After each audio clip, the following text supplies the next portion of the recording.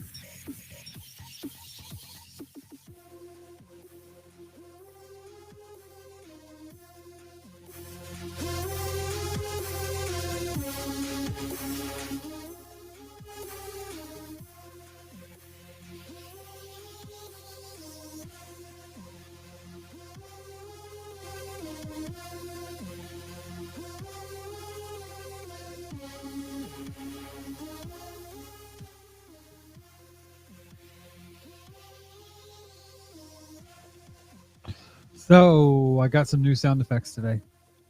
Wheel of morality, turn, turn, turn. Tell us the lesson that we should learn. Some new toys.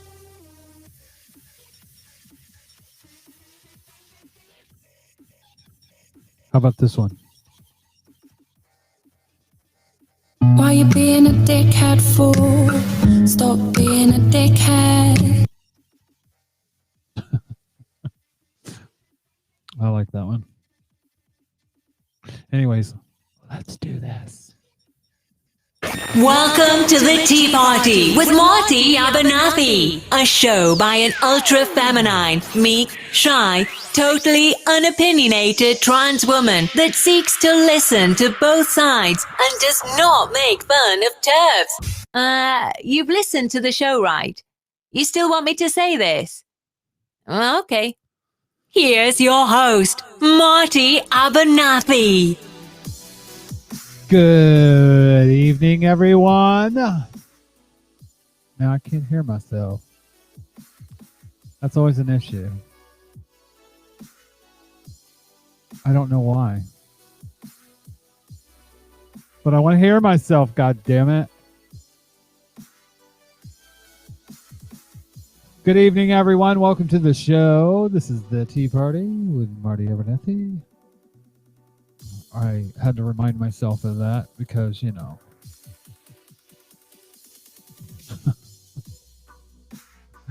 So, yeah. How's everybody doing tonight? All three of you. Tonight is going to be a kind of a weird thing because I want to get into the habit of having a Patreon only chat every month. And right now I only have 2 patrons. And I don't know if they're going to join me tonight. So I do have some things that I'm going to talk about in the meantime. Most of them are going to be silly because that's how I'm going to roll tonight. I did play my intro, didn't I? I forgot. So yes, welcome to the show tonight. Actually, this is the kind of content that we're going to talk about tonight. I'm going to start out with something that may shock and titillate you, surprise you, gross you out, may freak you out a little bit. Oh, I forgot my green screen. Hold on.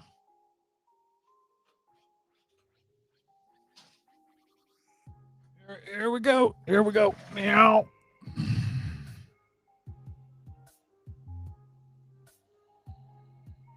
Very convenient.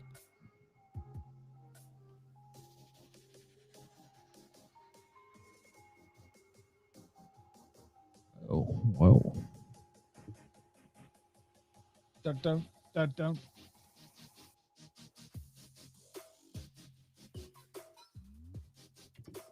So, no, not this. That's too serious. This.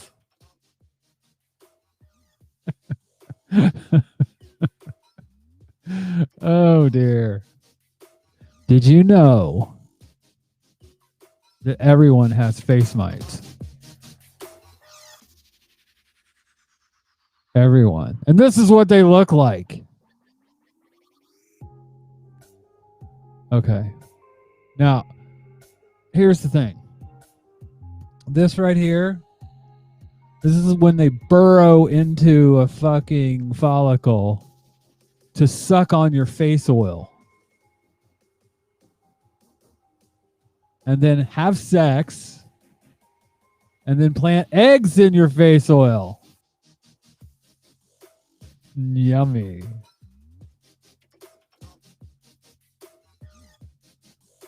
Michelle Trotowin, an evolutionary biologist at the California Academy of Sciences, thinks they're actually pretty adorable. No. No. No. No.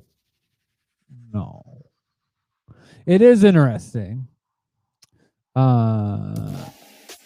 have a very short lifespan.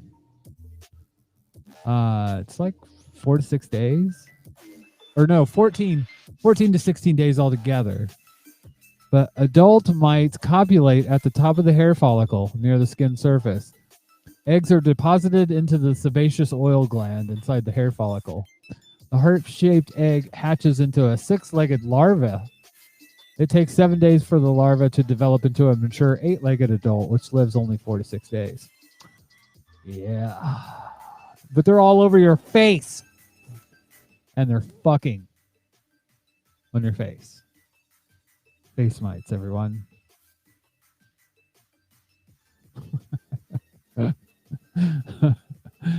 Oh. Right now. See, and nobody asked me my consent. I did not consent to this going on up here. Nope. I did not consent.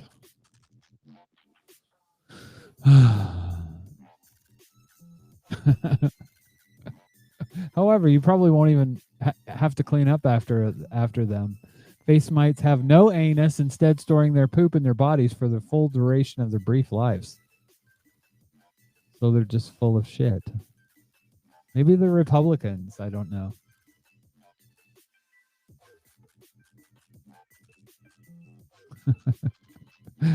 Some random geek in the chat said, "Yeah, the face mites they just have to ask for consent, basically." I would say no. I would be what would they call that? Like abstinence only in this case. Yeah. So yeah, in some seriousness, I thought about this with all the stuff that's going on in Texas right now. Thank you, Jonathan. I am glad you're trying to join because this is what I was kind of looking for. Restream has, if you're wondering, it's the platform that I use to broadcast to multiple channels, to YouTube, to Facebook. I was doing it to Mixer, but Mixer died. I was doing it to Periscope. Periscope died. Apparently, I joined these platforms and they die. But I really liked Periscope, but Periscope ran at a lower bit rate, so you had to either pay a lot of money or you had to basically stream only to Periscope. And I'm just like, nope. Some random geek says, yeah, Mixer is now Facebook gaming. Microsoft just kind of gave up the ghost there. And that was very Google-like of them because Mixer was only thing for, they came in hard. They got people that were very popular. Brought them over, spent a bunch of money, and then said, oh, this isn't working out. We're done. Basically, I think what they were trying to do was unseat Twitch quickly. And when that didn't happen, they just said, nah, we're out. We're not going to make any money in this. But I can stream up to like 30 different platforms, something like that. It's crazy. And I feel like the more the better, but that's just me. I'm polyamorous when it comes to platforms. That's the thing. There's so many creators that will sit there and say, oh, I'm being shadow banned, or oh, I'm being censored, or whatever. Well, there's an easy way around that. Just go to more than one platform. Don't set your sights on just Twitter. Go to Twitter, go to Facebook, go to Instagram, go to Mastodon. You can find audience. But anyways, if you want to help support the channel, you can go to teapartypodcast.com. I have all the links there. If you want to join me on Instagram, on the Facebook, so that I don't ever go on.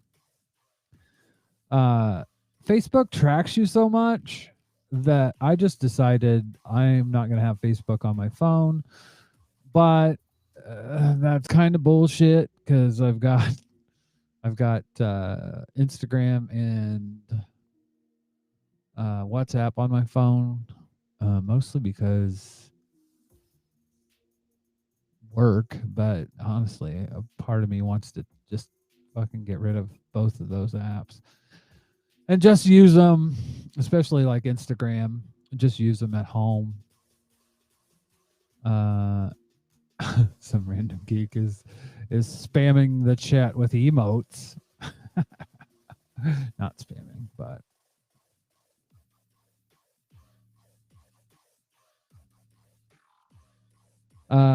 so yeah, I mean, the thing is, Twitch is getting to be a place where I don't know. To be honest with you, if I had a bigger audience, I'd be like, we'll do Patron only on Discord.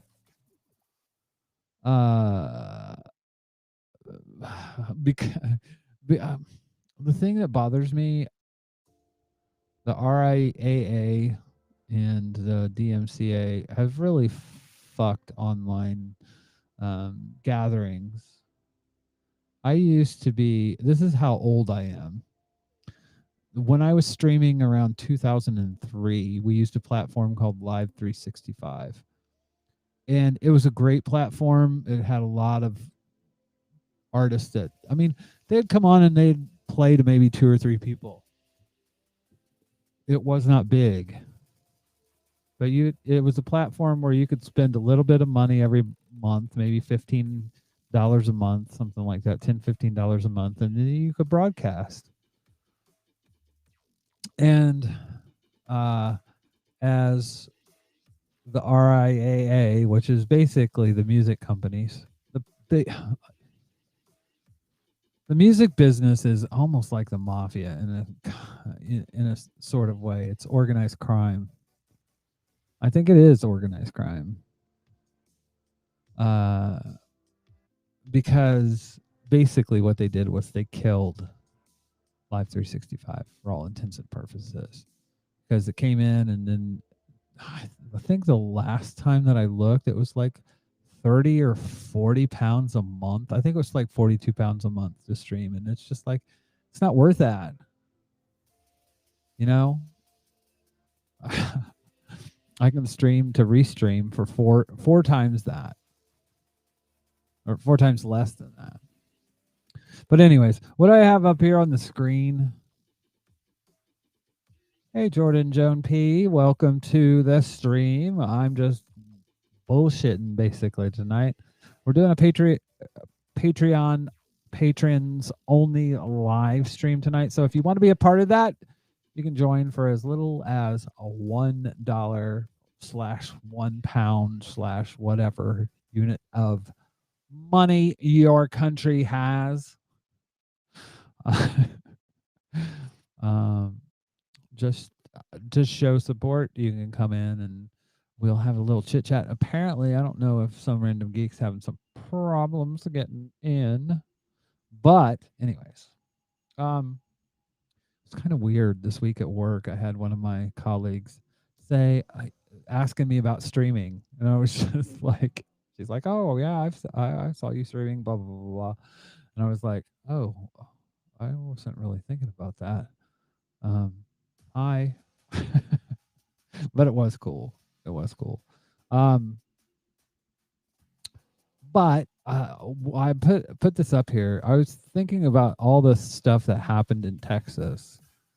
The stuff that's happening where people are basically dying from cold weather, and about uh, anarchism and how mutual aid could be a really big thing right now, and this this person, Biko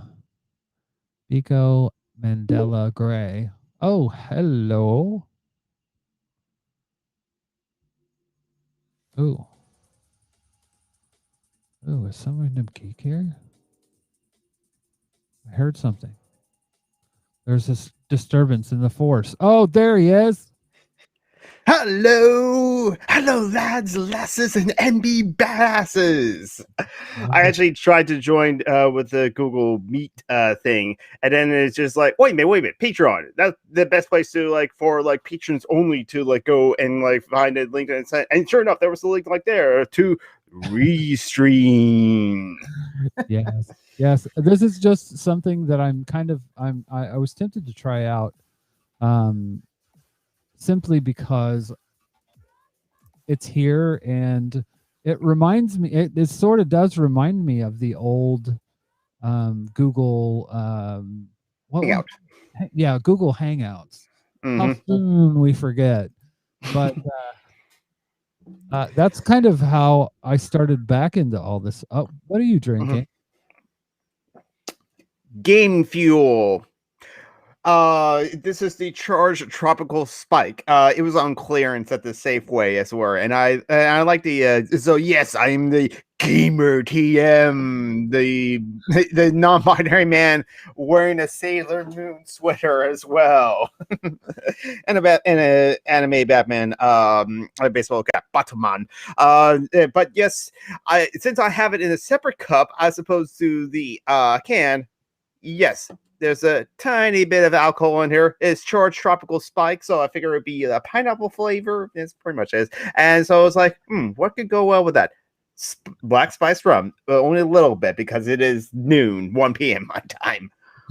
I just had when you showed that. Have you seen the movie Idiocracy? Yes, I have actually. I just heard it's got electrolytes. It helps make plants grow. So you'll hear that coming up probably on the next show, one of my sound effects board. I still got about 6 banks left, empty space, and I actually love that movie. Yeah, I did find that movie entertaining. Terry Crews was in it, and it's like the classicism was just like, but I can enjoy it with ignoring that as well. Well, I do, I do think that you can't expect too much from the person who created Beavis and Butthead. Yeah, exactly. I mean, like one of the shows that was on there was called, what was it called? Ow My Balls. Yes, ow my balls. It was just like, yes, I agree. Hey, Little, it's a super, but kind of fun. Yeah, it was. It was ow my balls because like a guy was constantly being like hit in the crotch at many different times. I still do agree that like men, like old man being hit by football in the classic Simpsons episode that won like the video contest in that episode. There's still something innately funny about that. Yeah. Yeah, well, that took it to the extreme because I mean, it was just a show where the entire thing was just the guy getting his kicked in the balls, and people would just walk up to him on the street and kick him in the balls. One of those things you don't want to be like famous for. Like how sometimes I bet like Steven Seagal would be like have people run up to him and try to do like a yeah, and it was just like leave me alone, please. Yeah, you jackass. So I actually switched this back, and I don't know why. Because I did want to talk about something. If you don't mind. I don't mind. It was this, and This person, Binko Mandela Gray, says it's striking how quickly, and this is in reference to Texas, what's going on in Yeah. Texas right now. It's striking how quickly people shift blame. For some, it's wind. And by the way, if people are wondering, conservatives are now blaming the Green New Deal for the stuff going on in Texas, and it makes no sense. For others, Yeah. it's the grid. For others, it's power companies, and for others, it's the state. The answer Mhm. is that it's all these things except wind, which is to say, it's capitalism. Mhm. And I don't mean capitalism in the typical Twitter sense, as in people use the word, but they aren't fully sure what they mean by it.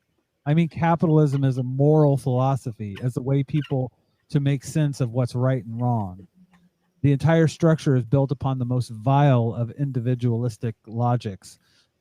It is not simply that the capitalist subject seeks surplus and makes a profit. It is that the capitalist subject is defined by its fidelity to profit. Profit is a moral, not economic good in capitalism. Mhm.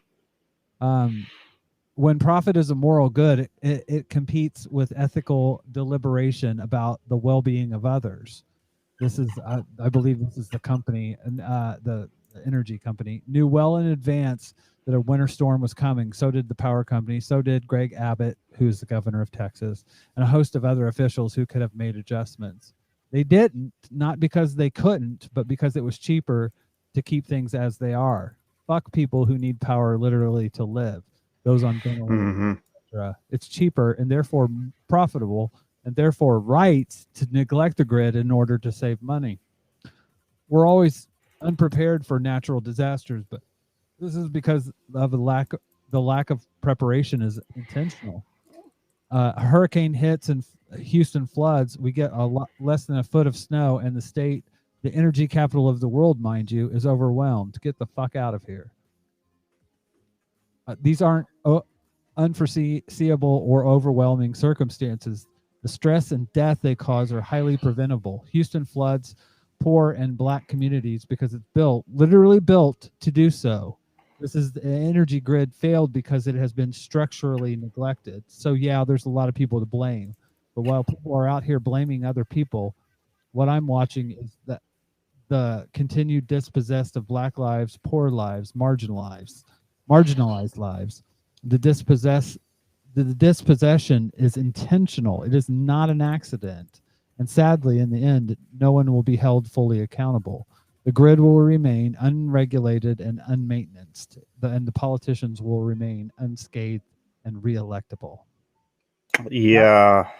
That's what profit gets you, shifting blame so that no one has to be ethical. It's a hell of a strategy for reelection and profitability, but the cost is people's lives.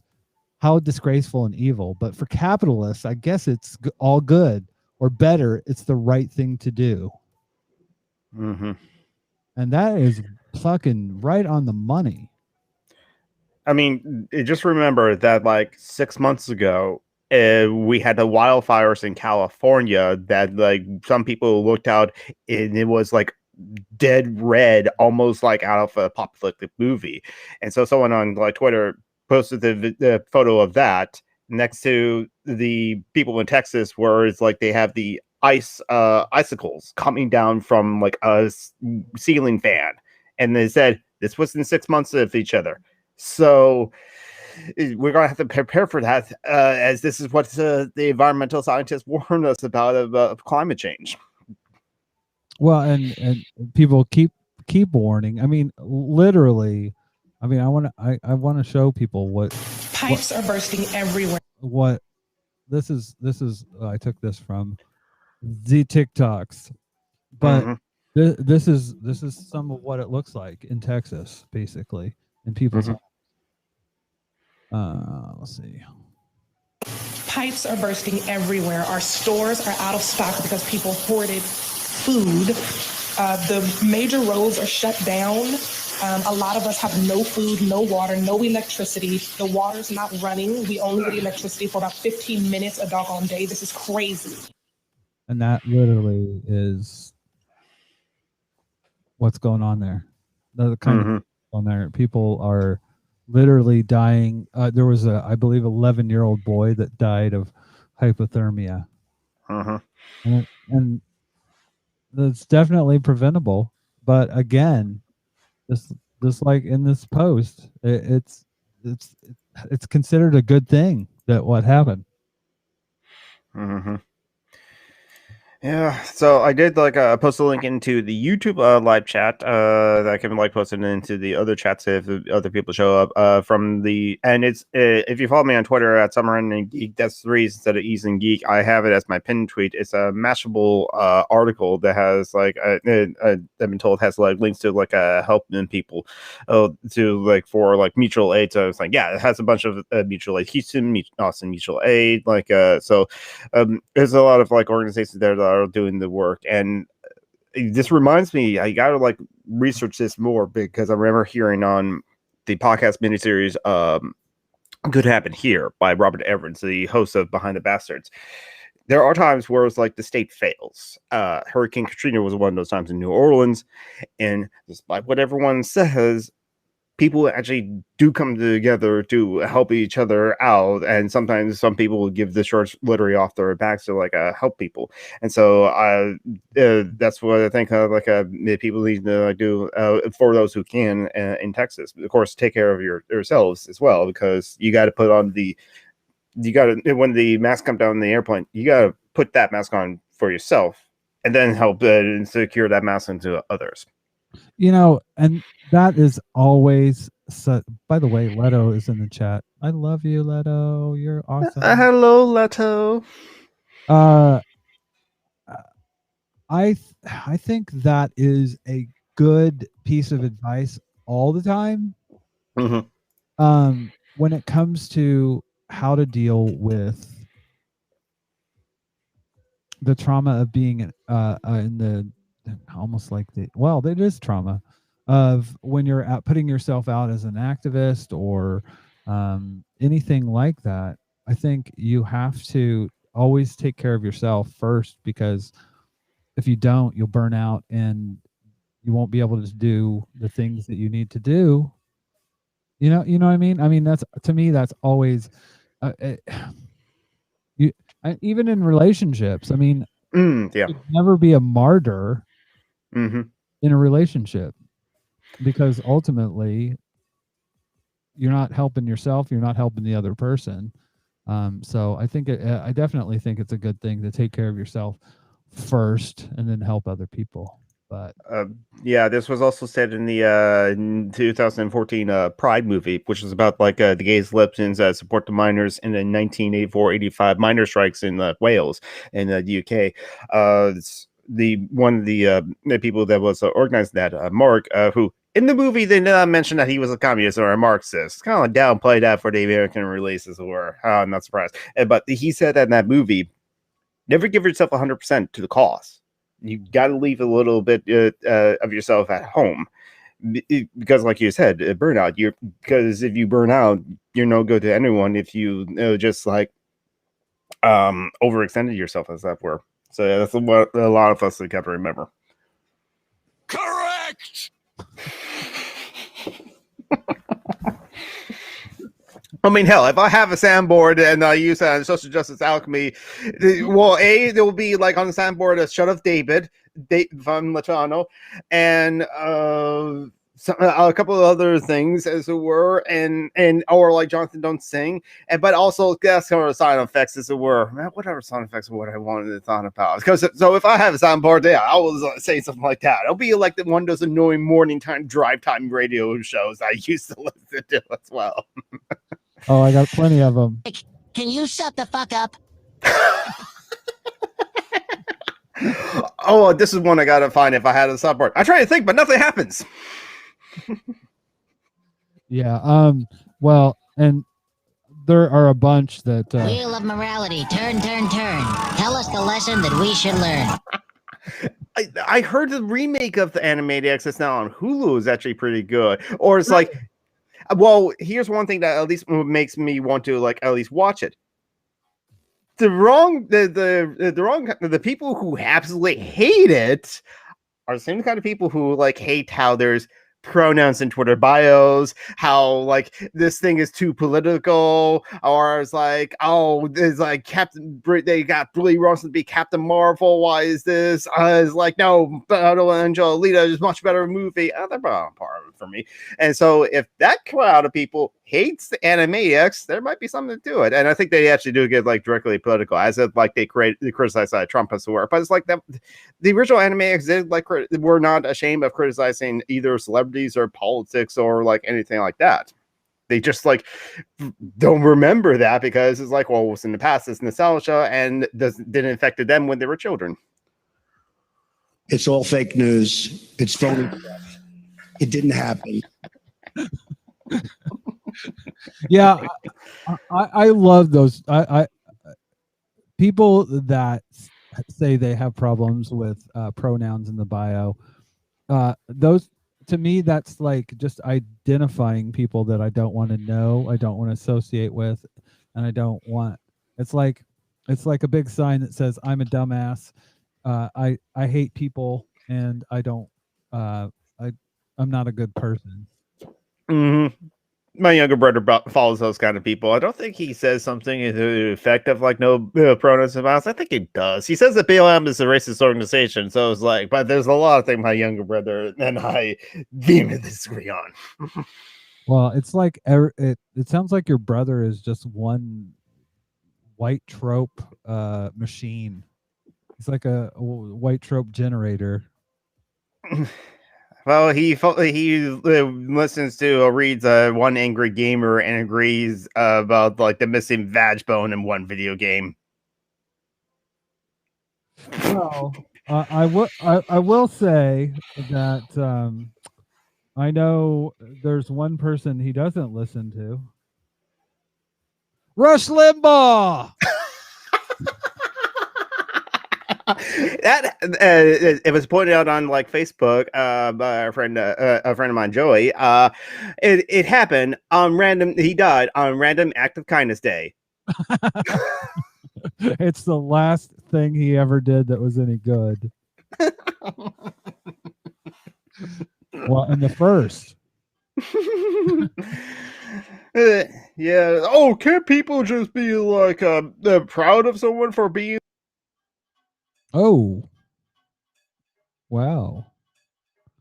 Jonathan just popped off. Oh, he's back. Was like it was interesting there. Your internet burped. Yes. Sometimes it's my laptop. Sometimes it gets overclocked or anything like that, and it'll be like, "Oh, we're trying to connect to the Wi-Fi, but it's not responding." And so, yeah. But anyway, do you have Ethernet in your room? The thing. Okay, so I don't ask me why I chose this kind of laptop. This is a laptop that doesn't have a Ethernet port because it's meant to like flip around and also be a tablet. And I never use that function of the laptop. I thought, I can draw on if I want to, and it's just like I never do that. Yeah, to be honest with you, one of the best investments I think I made was I have power line adapters. So basically, they use your outlets. So basically, I have no Cat 6 running through this flat. So basically, I'll run. I have two power line adapters out by where my cable box is, and it runs into those, and it runs through the wires in the walls, and then I have the other adapter that basically it runs through, and so I have Ethernet in my office basically. So I have a more stable stream, I guess, but because I've noticed that you sometimes get robotic on social justice alchemy. Yeah, and this is how you sound. Exterminate. And yes, I will say that on command when that happens. Oh my god, I have so many sound effects here, and they kind of reflect who I am as a person, like this one. Pink fluffy unicorns dancing on rainbows. Pink fluffy unicorns dancing on rainbows. Pink fluffy unicorns dancing on rainbows. Yeah. So that's me, basically, in a nutshell. Yeah. Okay, so I got a strudel in the toaster oven, so I will be right back. Along with some pizza rolls. Oh boy, I have a lot, but I want to tell a little story. So when I started doing this, or actually before I started doing this, I used to listen to a radio show, and it was a gay guy was doing this. I was on a station called Gay BC. Gay BC was it was something that it was a radio program that was online, and this was 2001. So it was really before its time. But Gay BC was they had a broadcaster. His name was Christian Grantham, and he was a gay guy, and he was pretty camp. And we used to do a show where I would call in, and I'd do this caricature of basically what we'd call true scum now, or a trans medicalist, and her name was Powder Girl. And at the time there was an actual person, her name was Power Girl, and she had a radio show. And so I did Powder Girl, and I would call in and talk about my 24 karat neo vagina. And yeah, and I, for some reason, it got me to love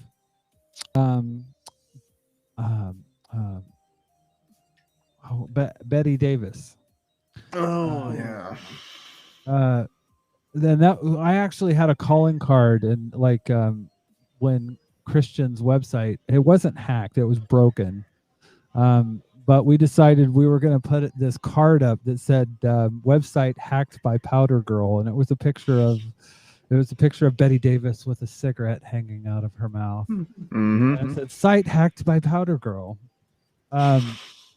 So I love Betty Davis, and I use. But you are, Blanche. You are.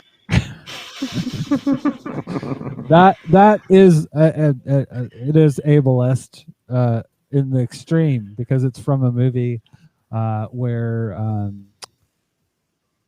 oh god, whatever happened to no wire hangers? Yes. Okay. Whatever happened to Baby Jane? I think. Mm-hmm. No, like that wasn't one of them, and then the other one was like Mamma Mia or something like that. But who's the one that was no wire hangers? Joan Crawford. It was Joan Crawford and Betty Davis, and Betty Davis plays this woman that basically terrorizes this Joan Crawford, who is in a wheelchair. And she said, if I wasn't in this wheelchair, blah blah blah blah blah. And Betty Davis says, well, you are in a wheelchair, you are. The extreme bitchiness, and like that's hi. You being bitchy? Oh, who would have thought? I know. Surprise, motherfucker. I got it. I would say I have a million, but I have. Well, let me see. 1, 2, 3, 4, 5, 6, 7, 8. 64. Mm. 1, 2, 3, 4, 5, 6, 7. Yeah, 64. 64 slots, and I'm about 58 in. But I'm gonna go download a bunch of Idiocracy links, I think. I like money.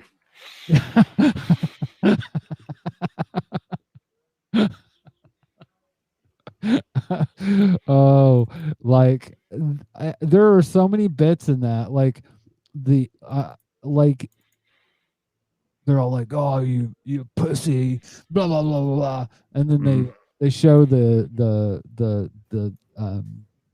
they're having this war with what I forget what you call them, the battles with the 4x4s,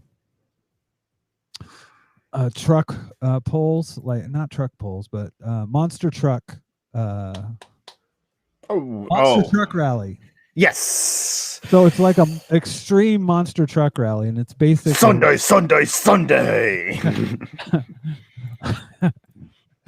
meet the exterminator versus Each kids under 10 gets in on only $10.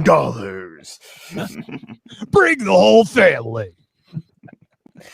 Monster truck extravaganza. Oh my god, I could do that all day. But basically the guy builds this huge, the bigger monster truck, and it's so big it won't fit in the fucking arena.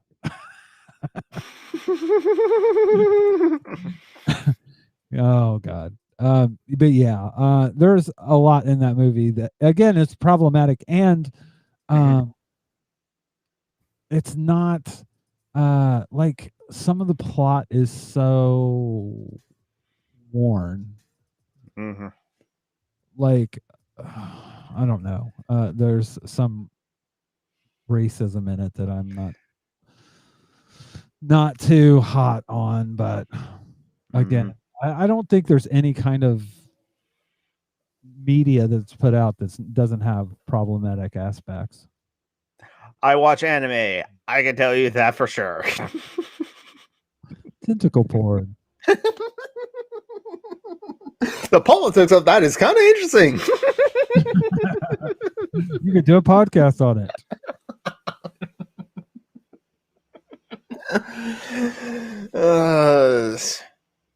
There was a podcast I don't know if still around called the Happy House of Hentai. You missed that one. What? You son of a bitch! I'm in. You recognize that one? No, actually. It's Rick and Morty. Oh, I don't watch Rick and Morty. I know. This podcast is over. Okay. You don't watch Rick and Morty. Why? I just have it's one of those many shows I just haven't gotten around to like watching it. I'm sure that it's like good. I just know that like some of the audience members learned the wrong lessons from Rick and Morty.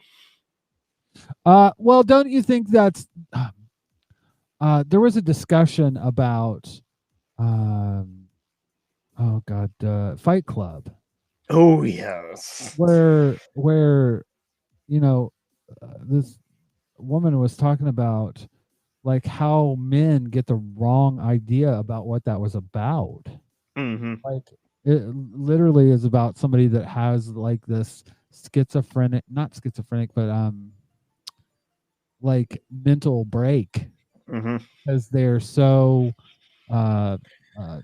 toxic in their belief about themselves and about their masculinity, and I mean it's a commentary on toxic masculinity. Yes. And there's plenty of guys that are like, oh, those guys are my heroes, I like them. Like, right. I think Fear and Loathing in Las Vegas also has that same and that's kind of thing. It says like because yes, it was full of drug culture in that like weird trippy movie, but yet it wasn't glorifying it. It was kind of like looking at the world around them. It's like, yeah, but what else is there for us? Well, and like, I don't know. Maybe it's because I've done a lot of drugs in my life, but honestly, when I watched that movie, I was just like, "Fuck." It was almost like a trip in and of itself, and not a good one. Yeah. I didn't have fun. No. Terry Gilliam movies are just weird anyway, because like Brazil, great movie though, but boy, Brazil's a trip. One thing, I have to. This is probably a good place to use this sound effect. If you're a turf or a swerve, darling, just fuck off. And when you get there, fuck off again. Thank you. That's for you, Terry Gilliam. Yes, exactly. Yeah. I love his movies and I love Monty Python, but as soon as he said something like that, oh, screw you. It's just like, yep, I'm ready to kill my heroes at the drop of a hat. If I know that they say something like absolutely terrible or something like that, or something comes out about like Marilyn Manson, Joss Whedon. Oh well, and yeah, the whole Joss Whedon thing. I mean, to be honest here's the weird thing for me. I wasn't a big Buffy. I'll tell you why. I think the reason I didn't like Buffy the Vampire Slayer was the lead actress. Sarah Michelle Gellar. Yes. And most people know her from Buffy the Vampire Slayer. I knew her as Erica Kane's daughter in All My Children. And she was, bar none, the worst actress I have ever seen on the soap screen.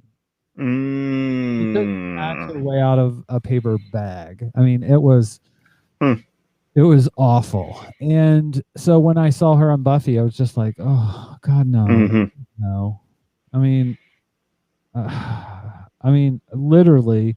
I mean, I was like, no, God, God, please, no, no, no, no. So, but there were I liked his other stuff. I mean,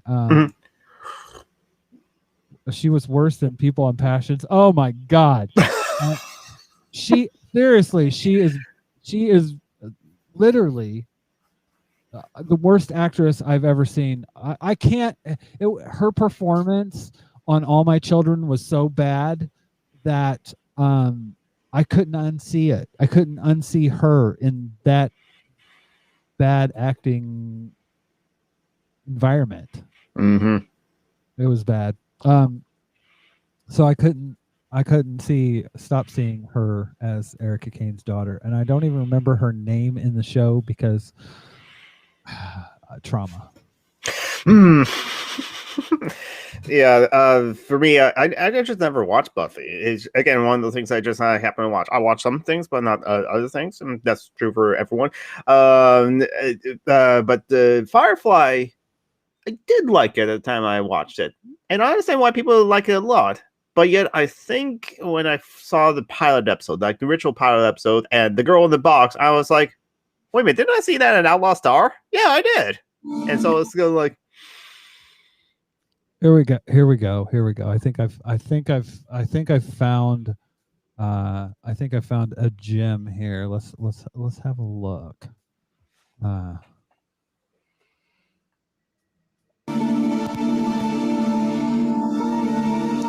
dramatic shot. It's important to me, but no one is more important than you. That's Dimitri. He was Russian. Dimitri, you can rationalize what you've done for a month of Sundays, but it won't change anything. You lied, you covered it up, you went against everything I want. By the way, Erica Kane had 8 husbands on the show. Over the life of the show, she had 8 husbands. Hey, my grandmother had 4. I mean, why didn't you just stab me in in the heart and be done with it. I never meant to hurt You you. wanted to protect me, but the only person's feelings who you cared about was Kendall. Yes, I Kendall. care about Kendall. I felt I had to. I mean, she's a part of this family, and she's. Kendall was her daughter. Mm. I forget the storyline, but she was a long lost daughter. Say it. Why don't you just say that you felt you had to care about her because I don't? You. Okay, here we go. I'm gonna fast forward in a little bit. I don't think I will ever figure out why you're so nice to me. Well, you're not so bad.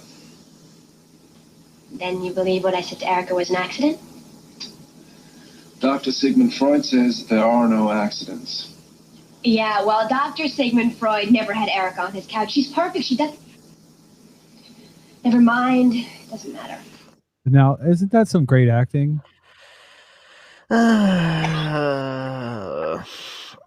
It doesn't get any better. Yeah, it's absolutely awful. And like, I got into watching soap operas when I was a kid, mostly because my sister was older than me, and so it was forced on me. But they're kind of like addictive in a way, because then you get involved in the storylines and the quote people's lives. And there were some on All My Children, there were some really good actors. There was a guy that literally played two people, twin brothers, and he did it convincingly. So there were some good actors on soap operas, but Michelle Gellar was not. Sarah Michelle Gellar was not one of them at all. Mm-hmm. And I call the like the father of psychology Sigmund Freud, not Sigmund Freud, but that's me. Well, I'll tell you one show that I did really like that a lot of people didn't like, and that was Dollhouse.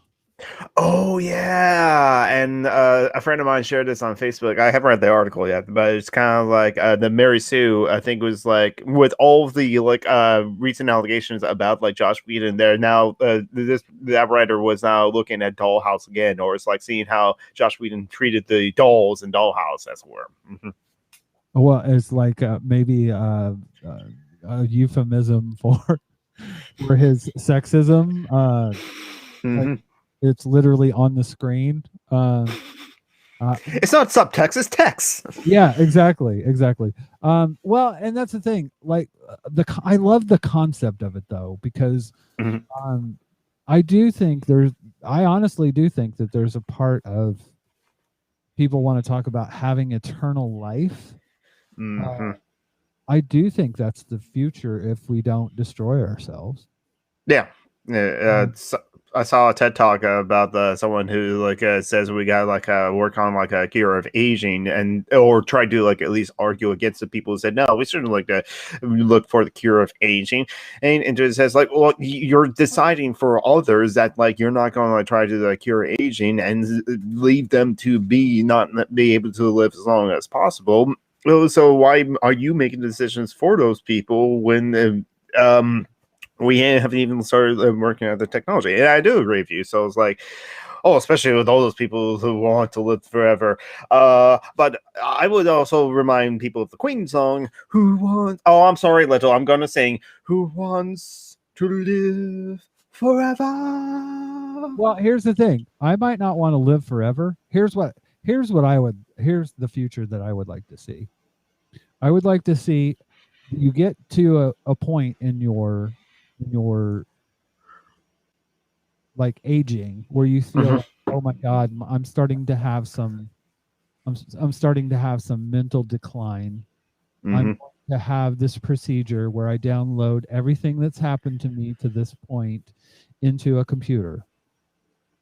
And then, because essentially that download, if it can be uploaded into something else, is you. Go like your ghost, like in Ghost in the Shell. Well, it literally, it is you. I mean, that's what makes you a person. Is all that's happened to you. But the interesting thing in that is that, like, let's say we create 1,000 bots all of me uploaded into these bots. The minute that they become aware of themselves and their memories, they're someone else. Mm-hmm. Yeah. They're or they're versions of me. Mm-hmm. But what my thought is that you could literally, if you had a mechanical body, you literally could shut yourself off, travel through space in a way that would be totally different because you're not encumbered by your physical body. Mm-hmm. That almost sounds like a transhumanism as well. Oh my God, no, not that. Oh my God. Fuck. I just checked my bio. There's pronouns and I believe in transhumanism. Fuck. I think I may be trans.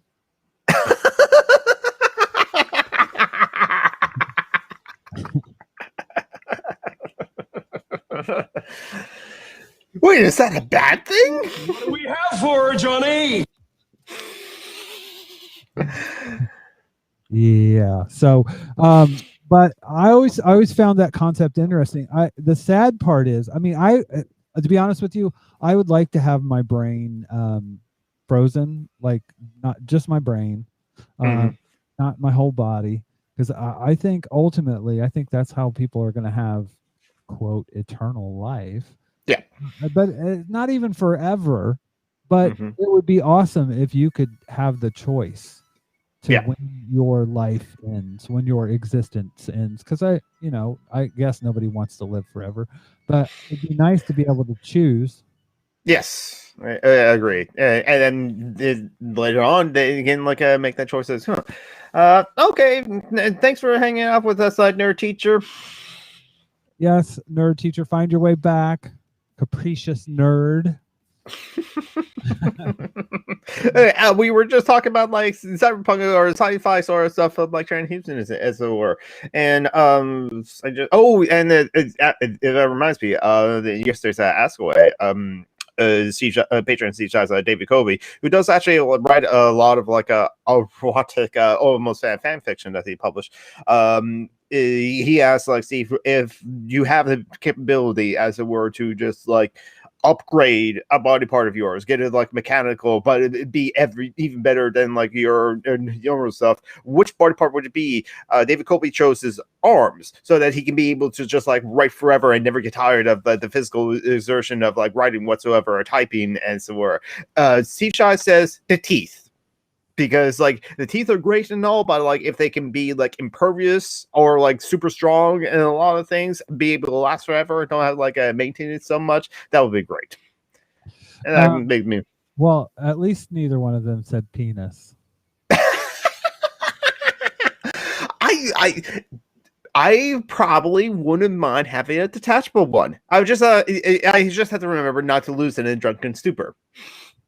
So what you're telling me is that Steve Shives wants to be. Wait a second. Wait. Oh.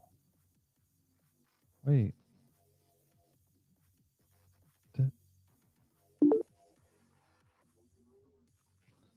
I don't know. I don't think I did that. It probably is on my end. So yeah. So Steve Size wants to.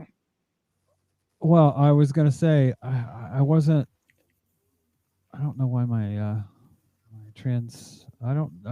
I didn't know Steve Shives wanted to be this fella. Yeah, Jaws. From James Bond, and those were not the good James Bond movies. Those were the ones that you watch now as comedies. Yes, exactly. Even though Christopher Lee actually got his big break in The Man with the Golden Gun, because he did Hammer horror films before that, but not everyone around the world knew Christopher Lee until Man with the Golden Gun, and then Moonraker, James Bond went into space, and then the final sex scene where it's just they were levitating, so good heavens, what is happening? And Q says, I think he's attempting re-entry.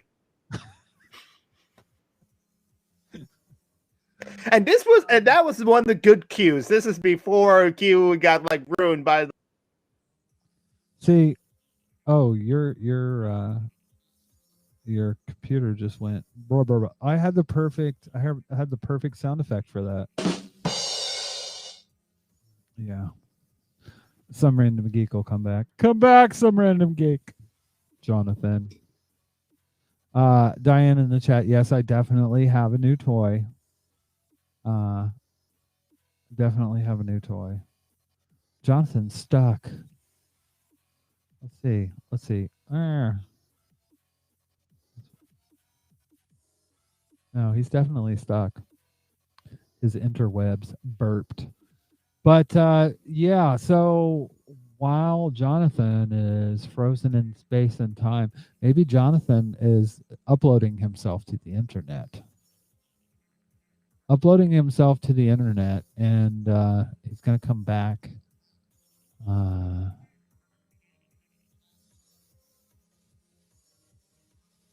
what Jonathan says in the chat, it's his internet. Well, feel free to come back.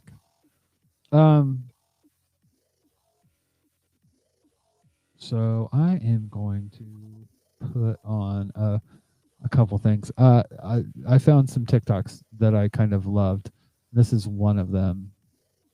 Because when you're trans and you have people talking to you all the time, welcome back, Jonathan. When you're hello.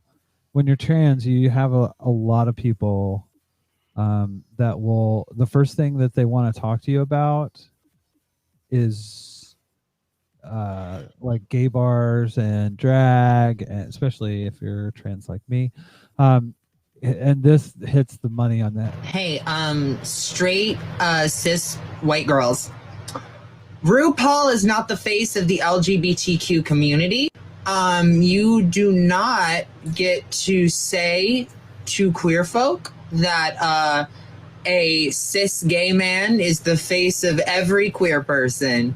That is an issue. There is no face of the LGBTQ community. There are trailblazers and icons, but no face, because we are not a monolith. We are all not the same. We all do not feel the same. And I am so tired of RuPaul, the transphobe fracker of the world. I had to stop it there because she's about to serve some really hot tea. Really hot. Being the face of the LGBTQ community. Bitch, he doesn't even know how to paint his own face. That's not even his face.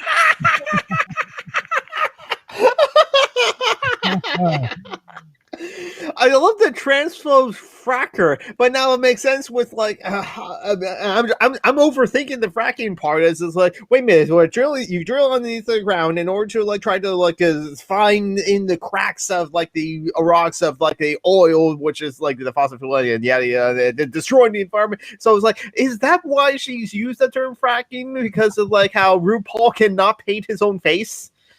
Maybe. I just thought the whole drag queen and she does. I love her on TikTok because she's a drag queen and a trans woman, and what people do not fucking understand is that drag is performance. Anyone can do it. It's like vaudeville or burlesque or it's one of those. Is a theater kind of like a production as well? It is a production. It is a form. It's an art form, and it just really pisses me off when people say, "Oh, or you can't be a trans drag queen." Blah blah blah. That's cheating. No, it's not. Something else I wanted to show. This has really bothered me a little bit. Because lately people have been posting shit like this. So a lot of people were upset at the fact that I said that trans people should let people that they're dating know that they're trans. Hi, back from my hibernation, just to address some points in this video. One, why are we still centering straight men around the safety of trans people? Hold on, I just realized that I didn't have a screen. Mm-hmm. My VLC. Here we go. Mm-hmm. And two, why are we worried about the safety of straight people, especially straight men, when it comes to trans people disclosing their gender identity to them? Because if we're being honest, a straight man is going to kill me regardless of if I disclose my gender identity with him. So this whole notion of trans people needing to respect cishet people is completely idiotic. Because trans people disclose their gender identity for our safety and our safety alone. And that's the only thing that really matters here. So honestly, I really feel this dusty ass think piece should have stayed in the drafts. That is straight up. There are so many people that are saying that trans people should just they should always disclose their trans history, and I just I find that, like, oh my god, cishet men's sexual identity is so fucking fragile. Mm-hmm. So fragile. Because if they go and sleep with someone that is trans, that they don't realize is trans, they will fucking murder them.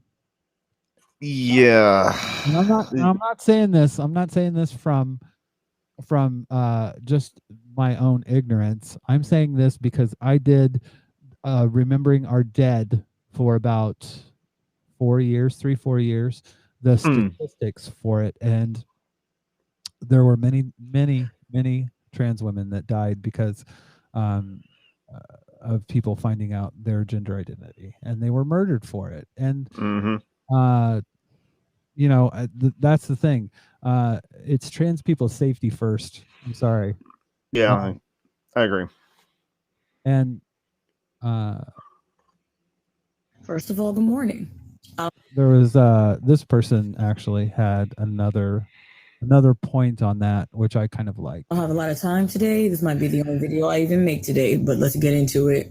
So there's a video circulating around with a young woman stating that trans women need to disclose their trans identity to the straight men that they are with so that they don't get themselves killed. Black women, it's time to have a very uncomfortable conversation. The majority of the black men that are with these trans women know that they are trans already. There is no need to tell someone what they already know. Black women, we are telling ourselves that a lot of these cis black men do not know that they're with a trans woman because we cannot accept the fact that a straight black man or a man that we think is a straight black man would actually pick a trans woman over one of us. Too often, black women are the last hired, first fired when it comes to relationships. Plus, the black community makes it damn near impossible for a black man to be bi or want to be with a transgendered woman. And the sad commentary about us as black women is that we'd rather be with a black man that killed a trans woman than a man that used to date a trans woman. And that, I was just, when I saw that, I was just like, that's not my place to have that conversation. Agreed. But wow, that is powerful. I was stunned by that. Something that also has surprised me a lot on social media lately is that there's a bunch of people saying that they should be able to say the word cis. They should be able to call black women cis, as in sister. And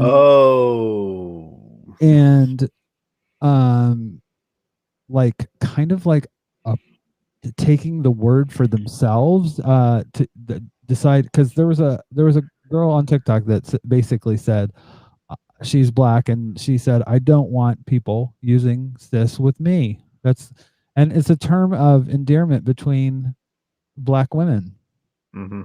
And like I even said to one of my friends, I was like, the only way I would use that term is if a person of color, or well, a black person specifically, used it on me first, because it would like kind of give me permission to use it back, because that establishes a type of relationship. But there's a history behind white people owning black people's lives and their words and everything. So it's not something that I'm going to assume or take for myself. so there's a lot of conversations that are going on about that. But something that also that hit me too is there's a lot of people, especially on TikTok, that want to say they're saying I should be able to say the N word because I should be able to say the N word because of this. And a lot of the black creators are saying, you know what? If you think you should be able to say it, fucking say it. Yeah.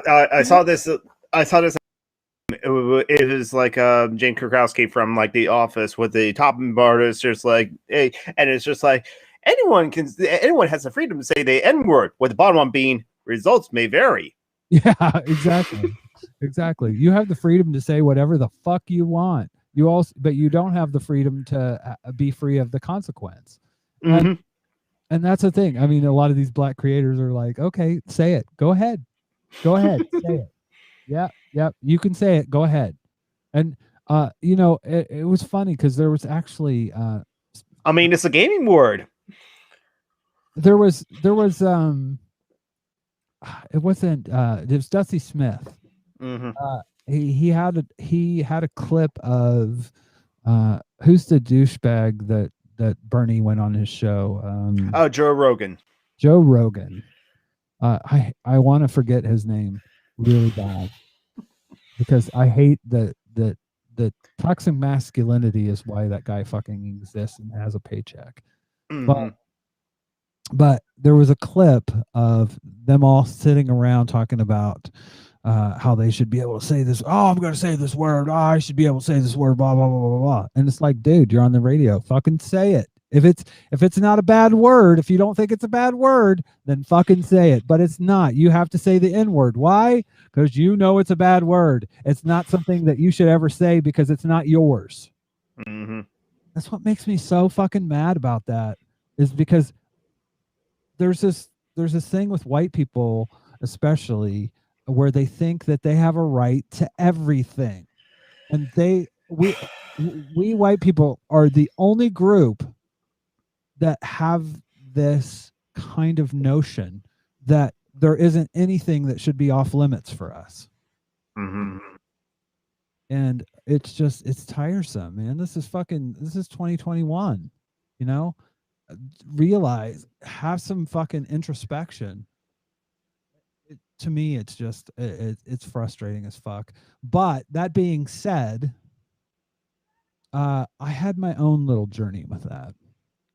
I'm actually writing a post about it, and I kind of got, what would they call it? I got dragged on the early black Twitter because I used the N-word. I spelled it out.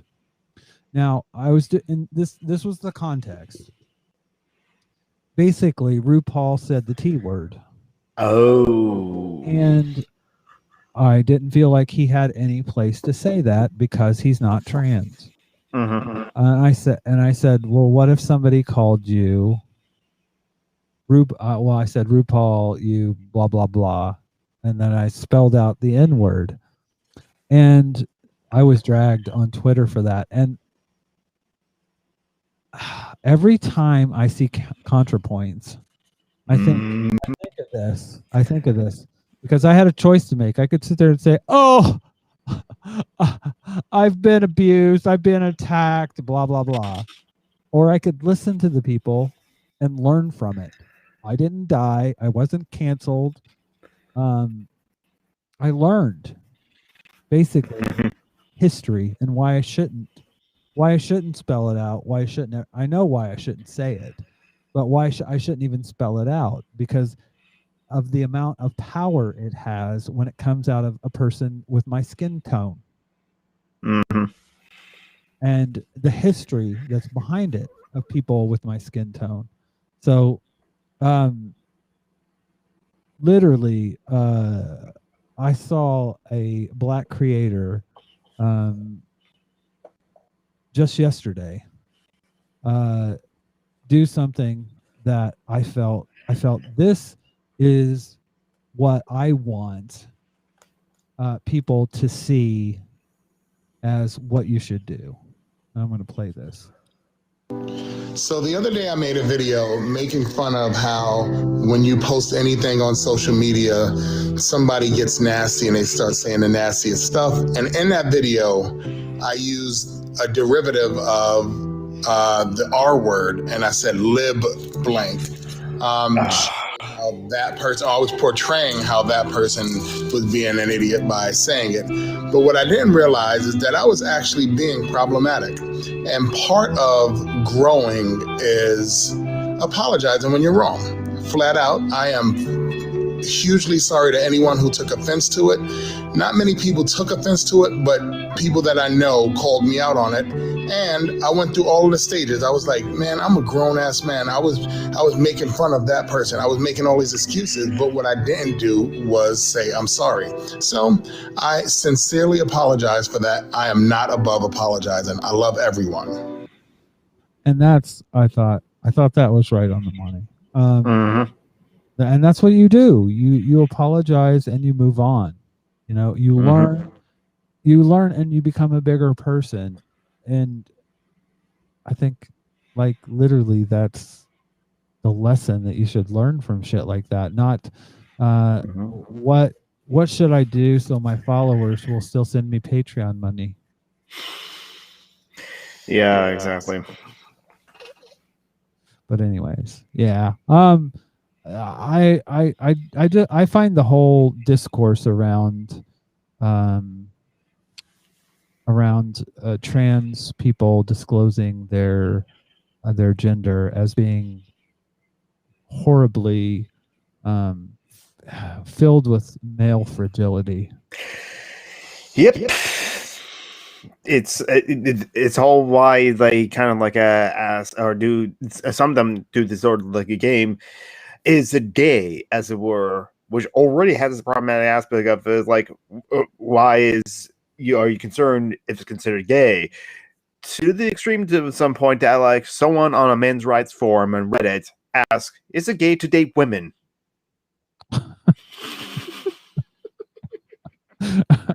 Yes, it is. Go. You need to move to an island. Never reproduce. Don't talk to anyone. Or do you just have? Or are you able to like get a set it up so that you don't have dates? You just have sex. I don't know. I try not to think about the people like that. Yeah. But yeah, it's definitely something that I don't know. I feel like after my most recent run-in with someone that is a female MRA, I'm just like, I just don't want to. I shouldn't say that. I just don't. There are times when I just don't want to be on the internet because I'm like, these people exist in real life, and why?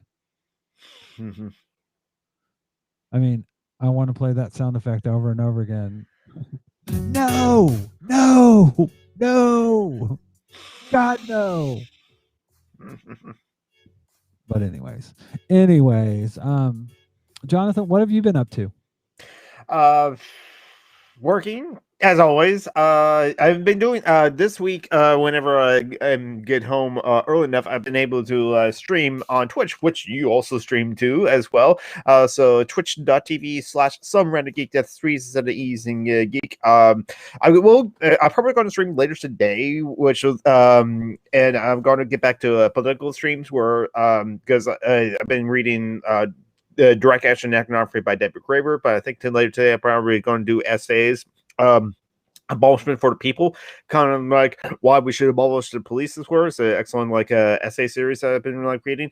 So I've been up to that. Tomorrow is of course at 7 p.m. UTC, Social Justice Alchemy. What? Where I and a bunch of other anarchists and some people who are not anarchists but are cool people still just hang out, chill, shoot the breeze, talk about whatever is happening. Sometimes news, sometimes politics, sometimes cats, sometimes whatever we've been up to. Sometimes stroking. Sometimes stroking, yes, and playing fishy fashy, and then let's see, and that's pretty much it. What I have planned out. Oh, I do have a YouTube channel. I'm going to be uploading Summer and the Geek as well. I'm going to be uploading more videos because, like, on Twitch, like, the VODs, as it were, only last like 2 months or so they just fall off. But I like to like re-upload my political streams up to my YouTube channel as well, so that way, especially when you're reading a book like Direct Action Iconography, I know you miss all the other like chapters I read on the stream, so that's okay. That's why I have my YouTube channel, so you can go back and listen to it and treat it as an audiobook as well. And plus, actually, YouTube is much better at like saving your moments where you pause and then for you to come back later as well. So yeah, YouTube Summer and the Geek with 3 instead of Easy, Twitch Summer and the Geek, and I'm on the Twitters as well. Yeah, and I should go on to Mastodon more often. And yeah, Social Justice Alchemy tomorrow at 7 p.m. UTC on the Social Justice Alchemy YouTube channel. Woohoo! I actually love the kind of mixture of people that come on the show. From Leto to you and fuck Tom.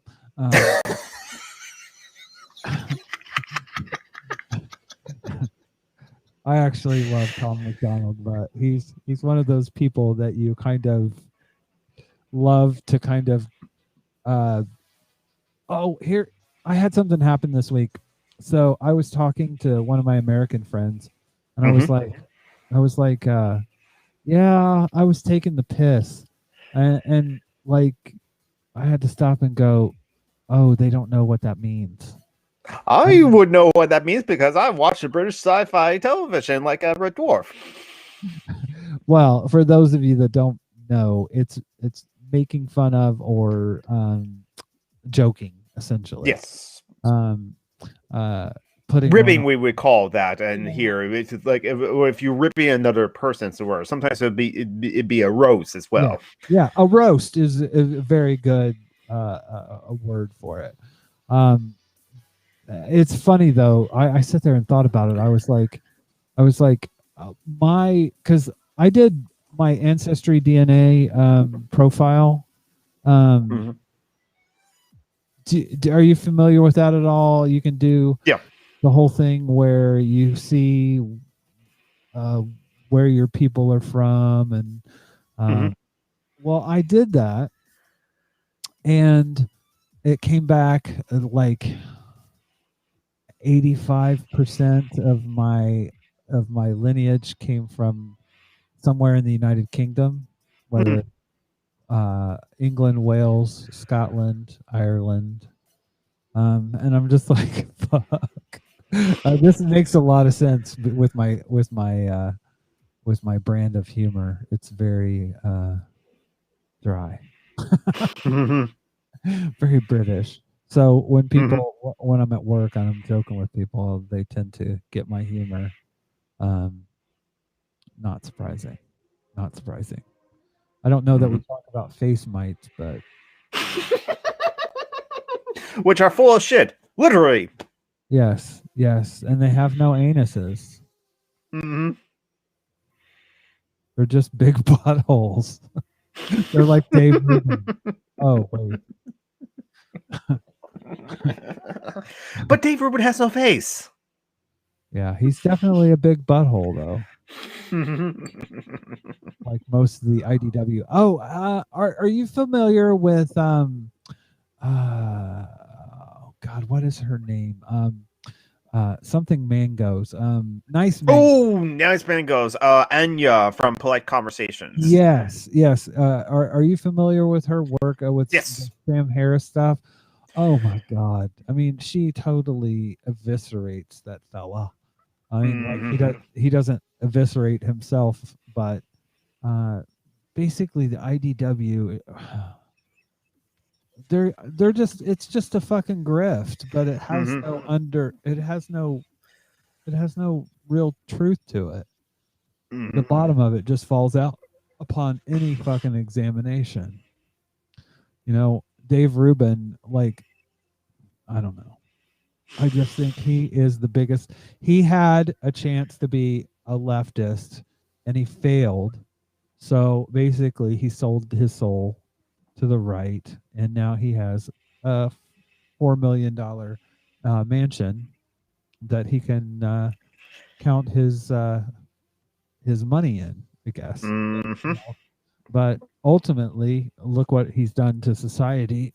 Him and people like Jordan Peterson and the like. Jordan Peterson. You see, it's because this presupposition of this gender identity politics that like intersect with like Maoism and then causes Black Lives Matters and how I'm oppressed for have to respect people's pronouns and then I'm frozen and this is why all of Western society is corrupt. Lobsters. Communist Lobsters. Communist lobsters. We're all like ants. It kills me when people that are on the right use science. They always do it in the same way. It's like they have this narrative. I always point to young Earth creationists because they will talk about it from a scientific point of view until you bring up carbon dating, and then they will literally just throw it away. Mm-hmm. Throw the science away, throw the evidence away, because it doesn't fit their narrative. They have the conclusion already, and they're trying to they're working backwards. That's the word. They have a conclusion already and trying to work towards that. Yes, everything is in service of that, and it's so telling. TERFs are the same way. Mm-hmm. They have this conclusion, and they're trans people are always this, always that, and it's just it is sad. I mean, I don't. That's what I want to get away from, and I think as a trans person, you always kind of have to, if you're an honest person, kind of, because society's always telling you, you shouldn't do this, because if you do this and you claim this identity, then you're appropriating blah blah blah blah blah. I had a video on the last show that I thought was brilliant on that, because trans people have always fucking existed throughout history. So you can't say we're appropriating culture when we literally have our own history and culture, trans culture. So go fuck yourself. Mm-hmm. Yeah. Not everything is white cishet feminism. Mm-hmm. But by the way, if you want to be on this monthly Patreon hangout, you can go to patreon.com and look for my name. It's just literally Marty Abernathy. But you can always go to teapartypodcast.com and all the links are there. That's literally all that's for. Is to help us help. It's funny because I tend to like the more Patreon subscribers I get, the more I tend to support other Patreon accounts. So it ends up being kind of like a mutual aid of sorts. But that being said, I mean, there are so many great people that are on Patreon. Who are your favorite creators on Patreon? Who are my favorite creators on Patreon? Oh man, because there are some my favorite creators that I don't actually support on Patreon, and then some. Well, who are some of my favorite creators that I happen to support on Patreon? That'll be a good question, because honestly, it's mostly like my friends, like people like I support Phoenix, because Phoenix is a good friend. Oh, Christiosity, I do support on Patreon. Zoe Baker, a Narco Pack. She is a trans woman that has a YouTube channel, a Narco Pack, and is on Twitter, and she does very dry, boring videos on like anarchism is just theory, straight theory, but it's like I find that unusual. Step Back History, that's another good one. Tristan Johnson is Canadian.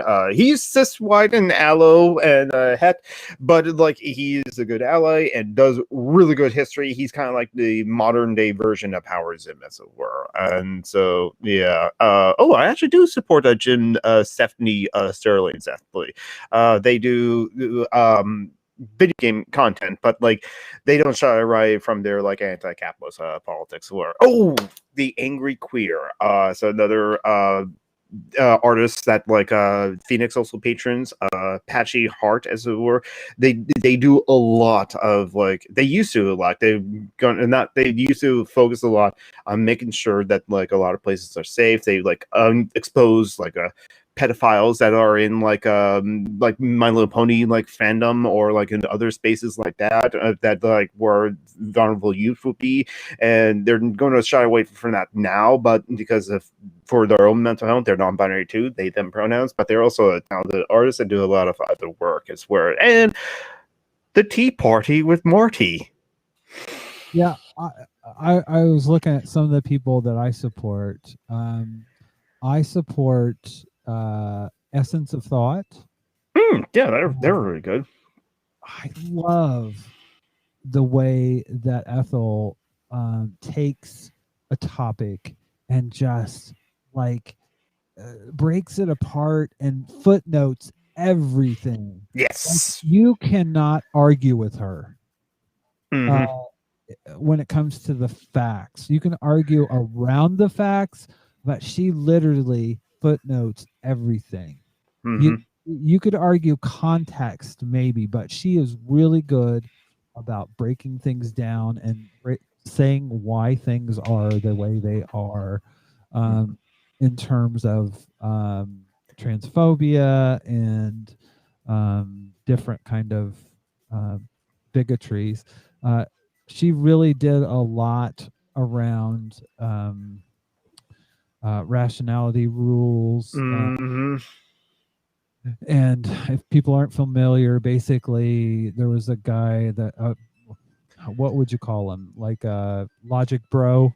Yes, one of those new atheist logic bros. Oh, we know so many of those. And literally they I think they killed the atheist community of Austin. Yes.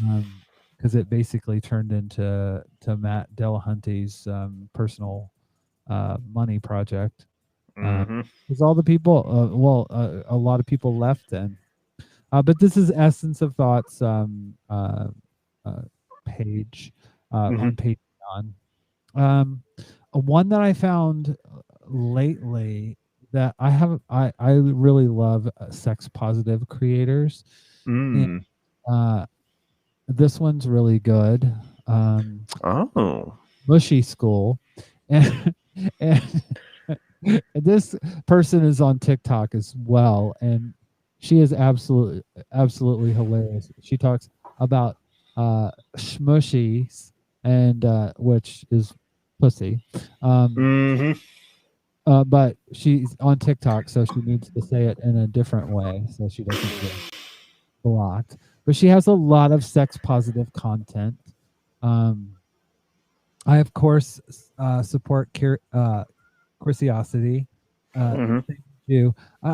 Just because I feel like she is the heart and soul of what I would call I don't even like using BreadTube anymore. But leftist content on YouTube, I feel like she has kind of the ethical chops when it comes to really being good about things like that. It's not just a grift for her, and you can tell. Yeah. This one actually, Jonathan, this is the one that I would hope that you could put on. Oh yeah, because this is my friend Davila, and she is a photographer, in Brazil. She is trying to basically make it in photography, and she really does some really awesome photography. I want to help her grow that, but because Brazil is one of the hardest places to be trans.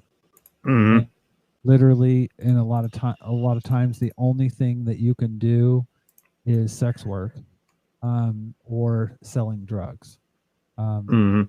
to survive. And that's the reality for a lot of trans people in Brazil.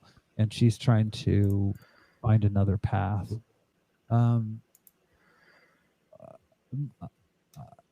Mona is another. She's an amazing feminist. She literally was. She had both her arms broken in what was it, in Egypt? There was the Mhm. Tahrir Sarah Square. Springs.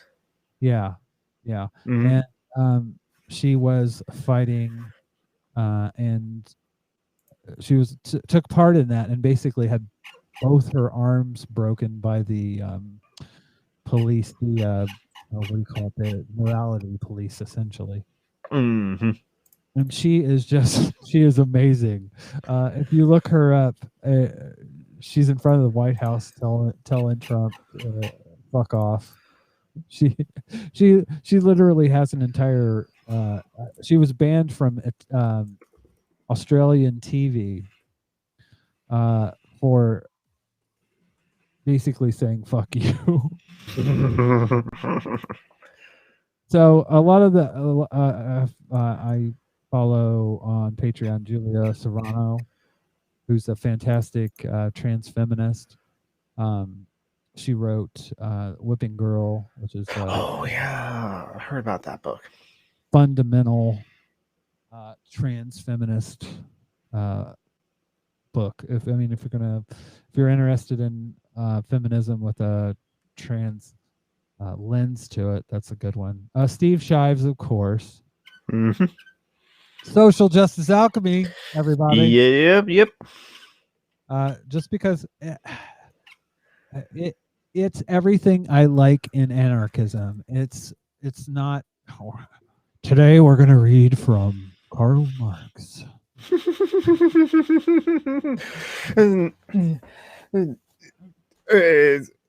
I sometimes do that on my channel. Oh, today I'm going to read some Elegant Mount. That's the pro-government anarchist, is a word, but like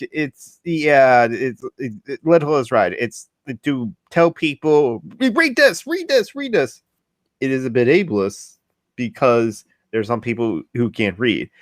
But that's also part why I read them out loud on my stream, so that like I used to be this kid. It was very difficult for me to like sit down and like read something, and sometimes I still have this problem. It's like I'm staring at the letters and the text on this page, but my mind is going to those somewhere else, and it's going a million miles hour in those other places, and I can't focus on like the page. And I'm staring at the page for almost 5 minutes, 10 minutes, and I realize I'm not absorbing the content there. But that's why it's helpful for audiobooks to be out there. Audible Anarchist is actually good at that, or for someone to read it out loud as well. So that is not important to read theory, but I think at least some of it is important to consume theory. But there's other ways to consume theory as opposed to just reading it. Well, and I think you can consume some of it kind of when you're having a good time, and through osmosis, really, or through kind of like you actually practicing what you believe in. Like literally when you're talking about other things, your anarchist practice coming out in how you relate to other people and what you're doing and what you're promoting, what you're talking about. I mean, that's what I love about the show. It's not, you're not getting into dry theory about the means of production. You're talking about like, and a lot of it's jokes, but A Jordan Joan P says, "I like Steve Shives, but he makes he ma- he makes a roll. He makes me roll my eyes at times when it comes to anarchy theory." Yeah, yeah. He gets kind of angry and doesn't want to talk about it. Mhm. And yet doesn't know a thing about it almost. But like, I will talk to him though. Adam guy you had on the show. Hmm. I can't let that go. Yeah. I hate when people pull tropes out when it comes to anarchism. Oh, well, if we have anarchy. No.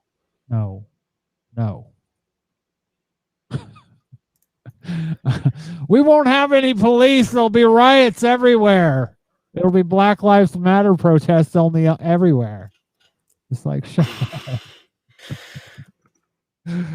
No. This Patron, by the way, it's Sexplanations. Oh yeah, I seen this like show. Yeah, it's really good. Really amazing. Sex positive. Like one where she's talking about basically female anatomy, and she basically puts a hoodie over her head and the clitoris hood. Yes. Oh no, yeah. Clitoral hood, yes, it's hilarious. But her videos are very frank and very, but they really are super duper positive, and I love that. I love when people aren't afraid to talk about subjects that really don't get enough love and light. I also follow. I'm not sure how you pronounce his name. It's Deutzsch. Barry. I almost want to say Barry Deutsch, or I don't want to say douche. That's what I'm afraid to say, but I support him because actually he has some of the most amazing political cartoons I've ever seen, especially when it comes to understanding trans stuff. One that he did on I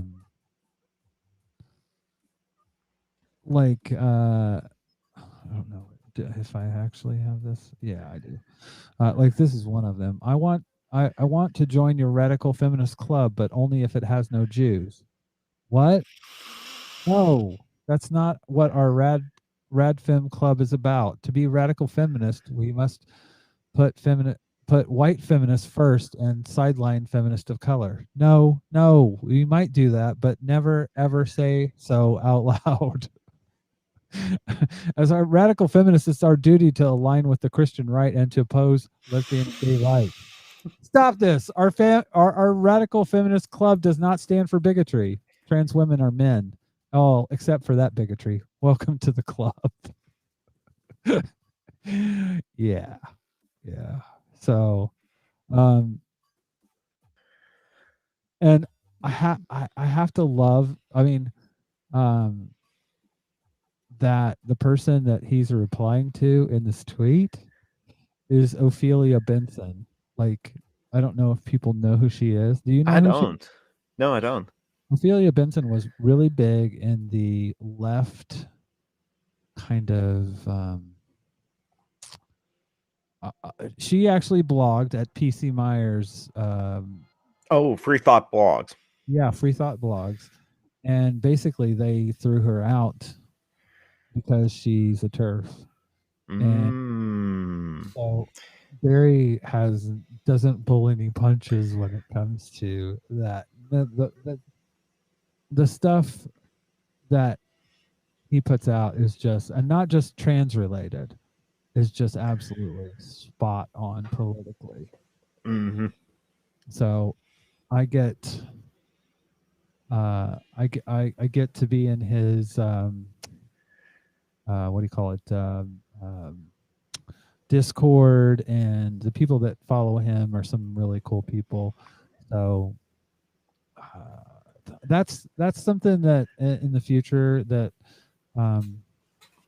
I'd like to grow a little bit more, because I really have what that what are your what are your most what discords are you in the most?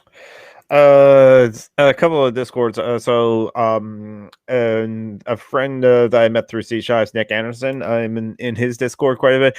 I'm in the politics the server as well. I'm a patron of just the YouTuber Jesse Gender, and I actually didn't find this out until like last summer. It's like, oh wait, I'm a mod in Jesse Gender's Discord server. Oh, I have responsibilities there. I'm one of several, so it's just like, oh, she made me a mod. Oh, okay. So it's like should be in there. I have there's a streamer friend of mine that I got to like hang out with in her Discord server. Tabby the Wolf is on like Twitch, so I hang out in her Discord server in the voice channel quite a bit. And there's also a Discord server friend of mine that like made Rose Tube, has where basically it's like bread tube sucks, so let's have Rose Tube. And so that's our Discord server. But it's like it's pretty much, even though I'm in like 20 different ones, I mostly hang out only in like a handful of ones. Some of the ones I like scroll to the top are just like ones that has promote yourself, and it's like, okay, here's my stream, here's Just Alchemy. Then yeah, so it's like it's only a handful that I'm not in quite a bit, but I'm invited into like a couple more like Essence Thoughts Discord server as well. Well, it was funny. I joined that Discord because I really do like Essence of Thought. And I was like, who are these fucking moderators? Jamie J. I was like, oh, I know that face. I know that Jamie J is awesome. Yes. Jamie Gay, Gamey Gay. Gamey Gay. Awesome person. So I really I hang out mostly in Essence of Thought, to be honest with you. But I really think that if you can get a small group of people to kind of grow that you really do kind of make connections that are positive. Because so much discourse on the internet is so fucking negative and gross. I mean, Twitter is I go on Twitter and I just basically watch. I don't argue with people anymore. I don't have time for it. I don't have the spoons for it. It's tiresome. It doesn't feel like it does anything. You're not accomplishing anything other than having people look. It's like going to watch a fight, essentially. Like you go and watch a fist fight. You're just looking to see the blood, and that's it. And I just don't. I'm past that, I think. Yeah, I was never interested in like in a blood sports when that became a thing. And it's like, it's just I feel like I don't want to fight people. I want to find truth and health and wellness, and I don't think that you find that on Twitter.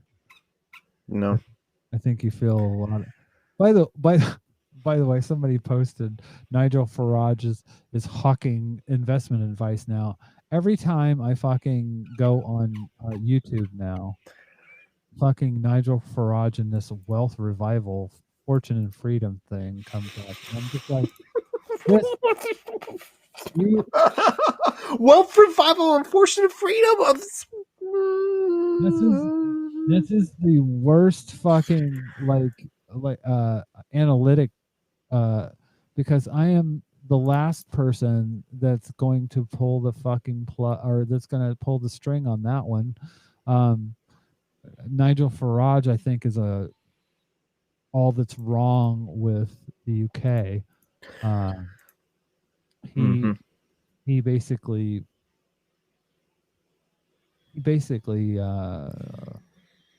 pulls people in by the lowest common denominator, which is xenophobia. Mm-hmm. But hey, Nitro Frost was so scared of milkshakes that he like quivered in his bus so in time. Well, he's afraid of actual criticism as well. True. I mean, and the British press is something to behold. To be honest Yep. with you, I'm just really grossed out when it comes to the British press. It really is tiresome. Oh, this is the one that got me going, by the way, on Barry. He says, "Excuse me, I overheard what you were saying on your cell phone, and I totally agree. A transsexual just isn't a woman." Oh, well, thank you. It feels sometimes like the whole idea of a woman is being attacked. Exactly. I'm sorry, but there's so much more to being a woman than wearing a dress or having some surgery. Yes, yes, yes. There's something essential that men can't just buy from surgeons. You know what? What? What I really hate? The word transphobia. Me too. The word is a scare tactic they use to silence anyone who disagrees with their transsexual agenda. This is so nice. I love meeting other radical feminists. Radical feminist? Are you kidding me? I'm a conservative Christian. And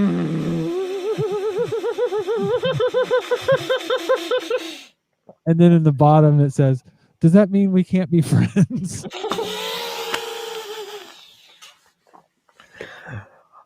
Yeah. I don't know. I say Facebook friends with an old friend from high school just because, like, you know what? He doesn't bother me. I don't bother him. And then it's just like, no, I'm going to say something to this. And it's just like, oh, I've been unfriended by this person. Well, that's okay. My only problem was no, just because I'm anti-Trump doesn't mean I'm pro-Biden. No. And also, yes, I'm a communist, but that doesn't mean I'm a Stalinist. But, oh my God. Conservatives have like a very narrow view of like those sort of things. You know, it's so weird. It's so weird.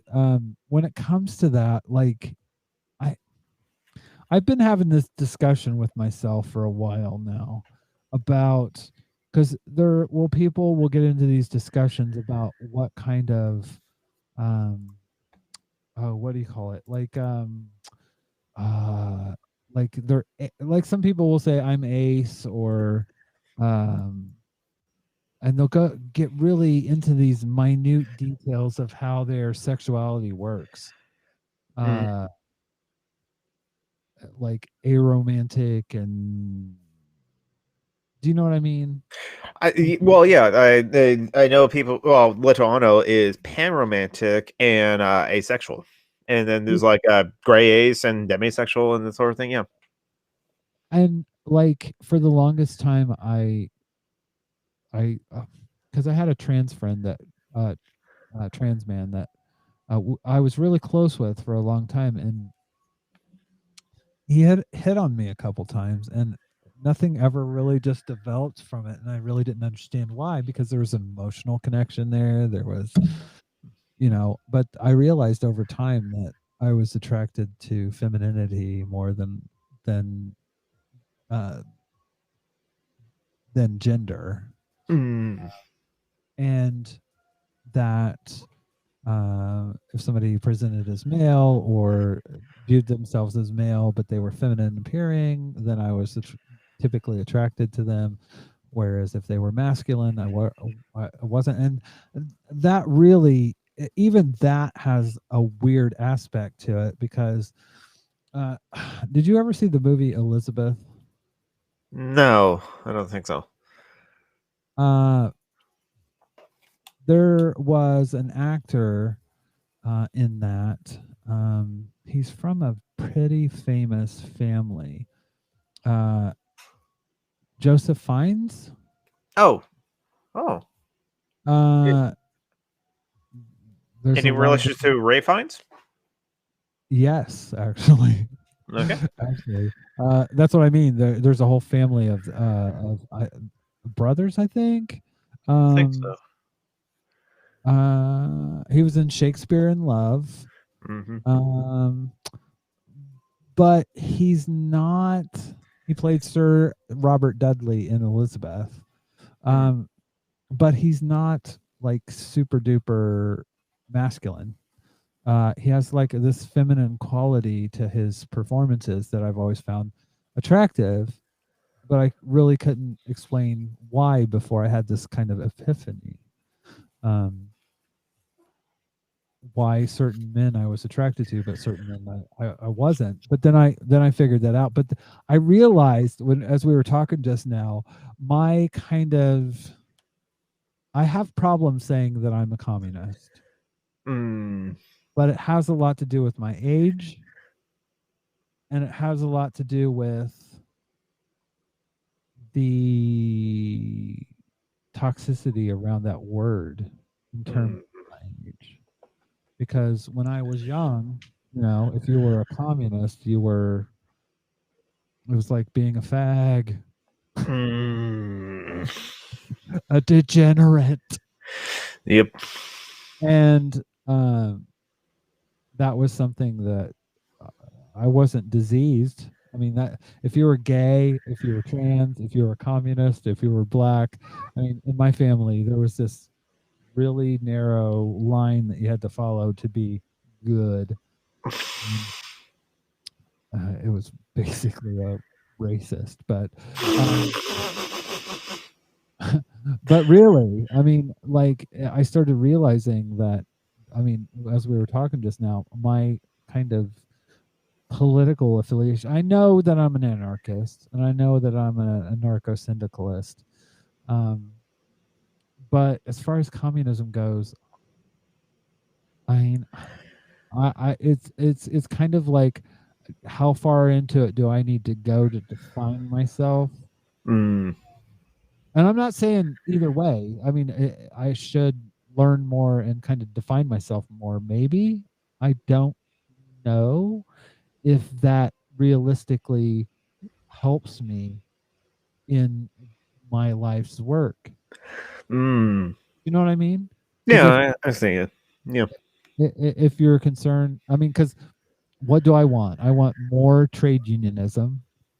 I want more owner. I want to get rid of corporations.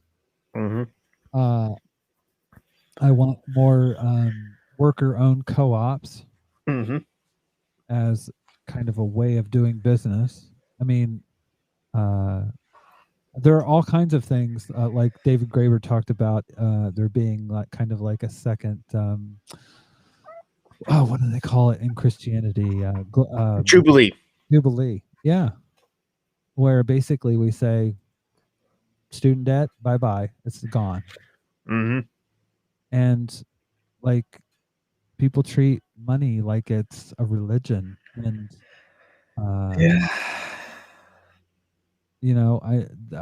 I think we have enough wealth in this world to take care of everyone, and we should. But there's wealth inequality just gets worse and worse. So I don't spend a lot of time saying what kind of political faction. Yeah, exactly. And sometimes it's like theory is great and all, but praxis is like takes precedent. That's war. And that's, to me, that's where you find real change and real movement in getting. And I think I don't think that change is going to come in one person. I mean, that's what I hated about fucking Bernie Sanders. Like, you get these people that would be cult of personality. Oh, Bernie this, Bernie that. Oh God, he's so great. Oh, I can't believe that you don't like him just because he was trying to reach Joe Rogan people. Blah blah blah blah. And you explain why it's problematic, and they are just fucking stands. It's not about I've always said it's about the policy and not the person. And this is why I shared this on my Facebook wall, as like another comrade also shared it. Idolizing a politician is like believing the stripper really likes you. Very true. Very Very true. And I said in my post, ooh, burn, and it said, it's true for you, Bernie Bros. And K-Hive and Biden Bros and Trumpers and stuff. But it's true for like, this is why we say kill your heroes. Is like no idol worship. Oh, that's why we also call ourselves anarchists. Some people toyed when they got into anarchism. I want to be a Trumpskiist, and or like it's like, but no, like no one's a Kropotkinist, no one's a Melitestinist, and no one's Proudhonist, and no one's a Magolnist. No, we are anarchists because we draw from our own life experiences. Someone else had said, I don't read Marx because I have the marks of capital all over my body. And some people have said, oh man, I'm too tired all day from like the oppression of capitalism, so I don't have time to read about the oppression of capitalism I'm experiencing. So yeah. Well, and that's where I kind of I wonder, like, where do I need to do more exploration of myself, because I don't know whether it's My whole family down in oh, by the way, Jonathan, I want to play this because I thought about you when I saw this. Not Joseph Fiennes. Oh, come on. My whole family down in Central Texas still doesn't have running water or power. They're running out of firewood and basic necessities like toilet paper. People are going into the 7-Eleven and taking what the fuck they want because it's the only. Yeah, this is, hold on. I'm going to bring up the VLC. Let's start this over again. Texas still doesn't have running water or power. They're running out of firewood and basic necessities like toilet paper. People are going into the 7-Eleven and taking what the fuck they want because it's the only store that's open. Art Acevedo, the chief of police down in Houston, is threatening people with 20 years in prison for going to stores and taking what they need to feed their fucking family. But he can choke on a dick and die. Yeah, when we say eat the rich, we mean eat the fuck. And there are still unhoused people sleeping outside. Last night, my mother went to a group of unhoused people under the freeway and gave them the code to her apartment complex's weight room because there are people dying of hypothermia. And all the poor people have been pushed to the outskirts of the city, miles from any resources. I can't be outraged by Ted Cruz because any free-thinking person knows he's a piece of shit. You know what? It's not an election year, so none of these be held accountable. Same thing with Hurricane Harvey a couple years ago. When anarchists say that the government is organized violence, this is what we mean. If you're not radicalized yet, I hope this does it for you. I kind of think that it's not. I kind of think that it's not. I think it'll awaken more people, but like, yeah, I still wonder if this is enough to kind of push people into anarchism, basically. I don't know that for sure. I know there will just be some people that will never get it, as there were COVID-19 deniers that died of COVID. They're denying breast, still denying it. So it's like, I hope it wakes up more people though. But it's just like, yeah, got to get like the networking, the organizing, mutual aid societies, as we're so a lot of work still need to be done. Well, Jonathan, I think you're getting sleepy, and I am not really sleepy, but I worked night shift last night. This time last night, I was at work, busy as a beaver.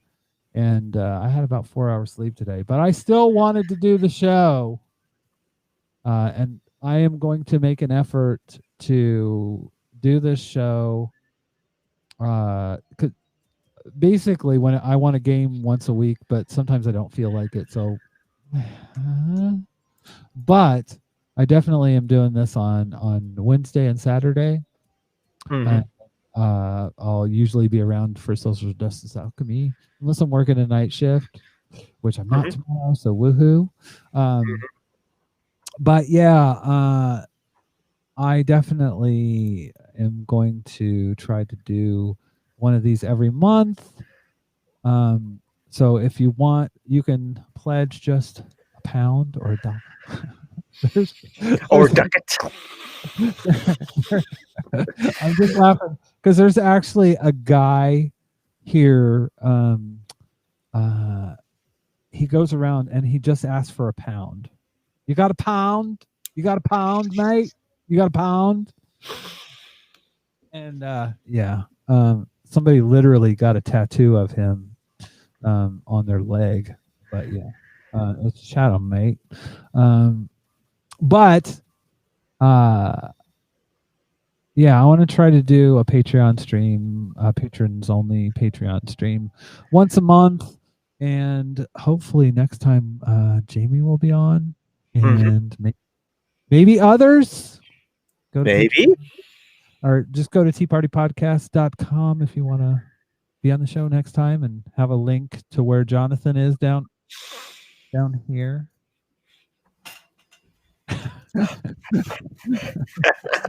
Hello, my baby. Hello, my darling. Hello, my top gal. Send me a kiss by wire. Baby, my heart's on fire. Oh God, I'm showing my age. Anyway, thank you for coming on, Jonathan. Thank you for supporting us, and I am so happy to support you guys in your effort on Social Justice Alchemy. You are not only a Patreon supporter, you are my friend, and yeah, that's what all this is all about, I think, is making connections and sharing other people, sharing your truth, sharing your experience, sharing your knowledge.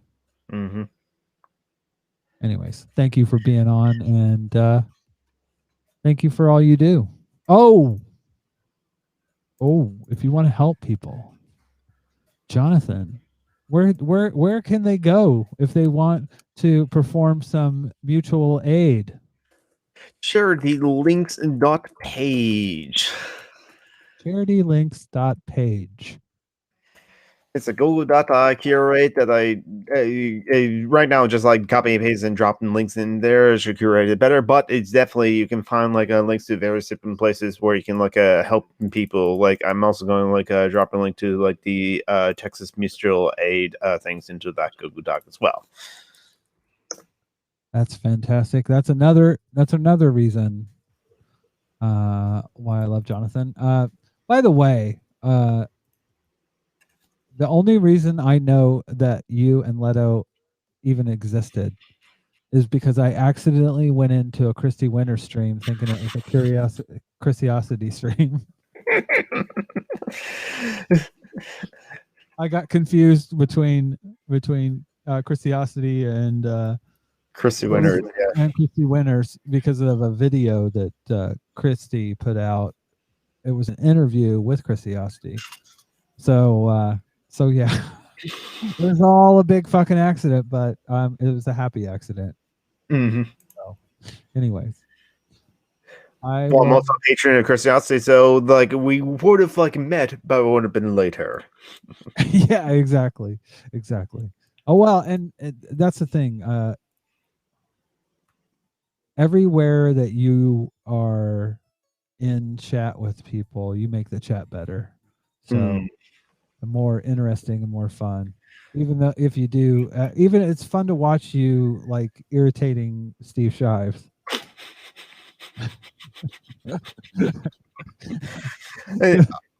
I have backed away from it a bit.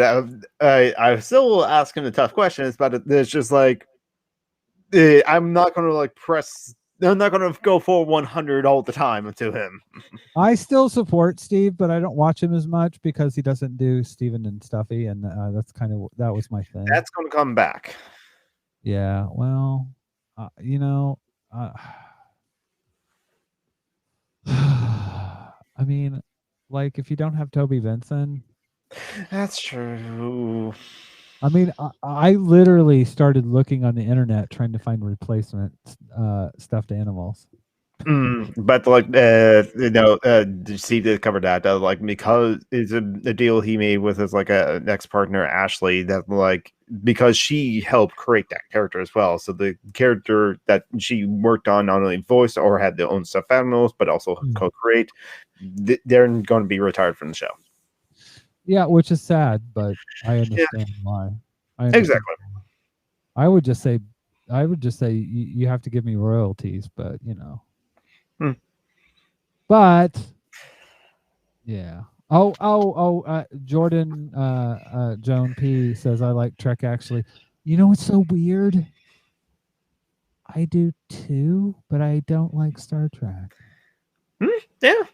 I'm not that big a fan of like a Star Trek. I've watched a lot of it. There's definitely some of the shows that like I'm a big fan of. Deep Space Nine, the even number of movies, and First Contact and beyond.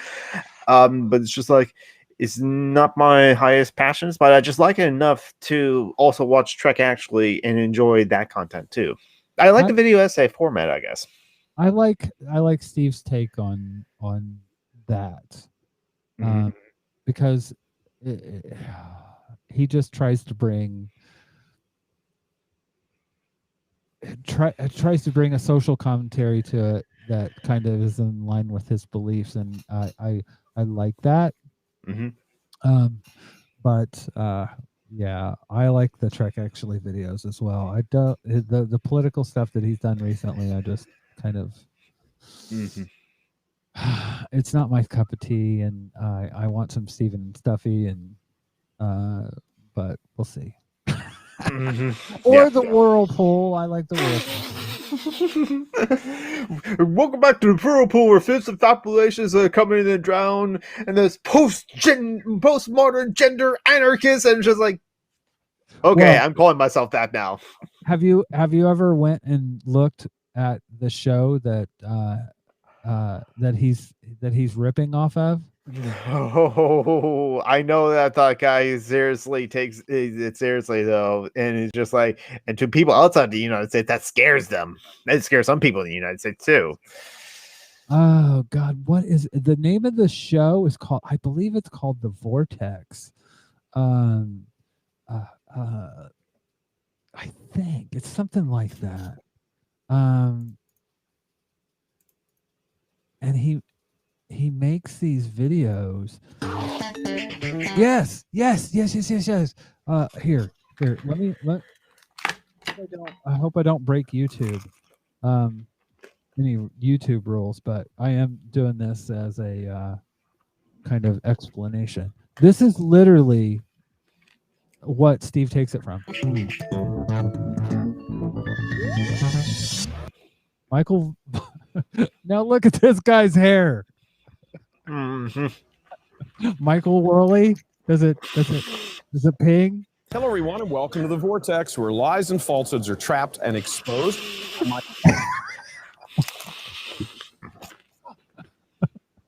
like this is exactly. Michael Voris comes to you from Vatican City, specifically with some thoughts on the disturbing news about the Pope Francis Eugenio Scalfari interview about. I mean, like literally, Steve doesn't have to go very far with this show, because it's literally whether Jesus was in fact divine, God. Now, there's a lot to say about this, a lot that is problematic, from the original story to the Vatican's somewhat wobbly response to the further questions raised about the whole affair. First, the conversation between. I mean, it's the flavor. It is just the Jesus freakery. I love it. But yeah. But anyways, I'm gonna get off here, because if not, we're gonna end up having a fucking stream just like you and Leto had that one time when it ended up in 4 fucking hours.